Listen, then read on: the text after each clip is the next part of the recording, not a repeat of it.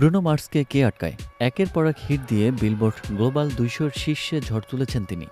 তার নতুন গান ডাই উইথ এ স্মাইল টানা ১২ সপ্তাহ ধরে ১ নম্বর জায়গায় ধরে রেখেছে এই গানটি। আর এখানেই শেষ নয়, ২ নম্বরে রয়েছে তারই আরেক হিট ট্র্যাক অ্যাপ্ট। একসঙ্গে ২ শীর্ষস্থান দখল করে বিরল নজির গড়লেন তিনি।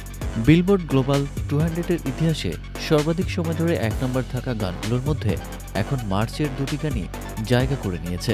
প্রথম হচ্ছে die with a smile, lady গাগার সঙ্গে, যা বিলবোর্ডে ১২ সপ্তাহ ধরে ১ নম্বর পজিশন ধরে রেখেছে। দ্বিতীয়ত হচ্ছে অ্যাপ্ট, ব্ল্যাক পিঙ্কের রোজের সঙ্গে, যা বিলবোর্ডে ১২ সপ্তাহ ১ নম্বর ছিল। এই তালিকায় তাদের থেকে এগিয়ে আছেন মাত্র ৩ জন। মারিয়া ক্যারের all I want for Christmas is you, এই গানটি ১৯ সপ্তাহ ধরে ১ নম্বরে ছিল। পাশাপাশি হ্যারি স্টাইলসের অ্যাজ ইট ওয়াজ ছিল ১৫ সপ্তাহ এবং মিলে সাইরাসের ফ্লার্টস ছিল প্রায় ১৩ সপ্তাহ। এখন প্রশ্ন একটাই, মার্স কি মিলে সাইরাসের মতো ১৩ সপ্তাহের রেকর্ড ভেঙে নতুন ইতিহাস গড়বেন? বিশেষজ্ঞদের মতে ডাই উইথ এ স্মাইল এখনও দুর্দান্ত পারফর্ম করছে, আর কয়েকদিনের মধ্যেই এটি সাইরাসকে টপকে যেতে পারে। মার্স শুধু ১ নম্বরেই নয়, ২ নম্বর স্থানেও তিনি।